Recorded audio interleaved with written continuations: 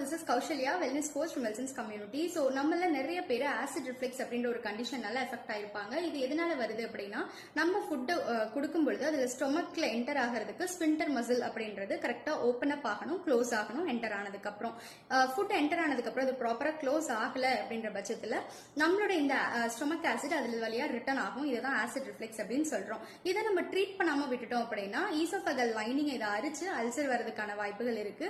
தென் floating இருக்கும், heart burn இருக்கும், அப்பர் அப்டாமினல்ல பெயினும் இருக்கும். ஸோ இதை நம்ம அவாய்ட் பண்ணணும் அப்படின்னா என்ன மாதிரியான 5 டிஃப்ரெண்ட் டைப்ஸ் ஆஃப் ஆசிடிக் ஃபுட்ஸை நம்ம அவாய்ட் பண்ணணும் அப்படின்னு சொல்லி பார்த்தீங்கன்னா, ப்ராசஸ்டு ஃபுட்ஸை கம்ப்ளீட்டாக நம்ம அவாய்ட் பண்ணிக்கணும். கெஃபைன்டு சோடாஸ் நம்ம அவாய்ட் பண்ணணும்.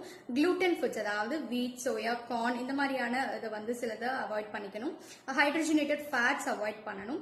தென் மில்க் கூட ஒரு சிலர் அவாய்ட் பண்ணிக்கிட்டா இதுக்கு பெட்டர் ரிசல்ட்டாக இருக்கும். ஒரு சிலருக்கு பார்த்தீங்க அப்படின்னா அவங்க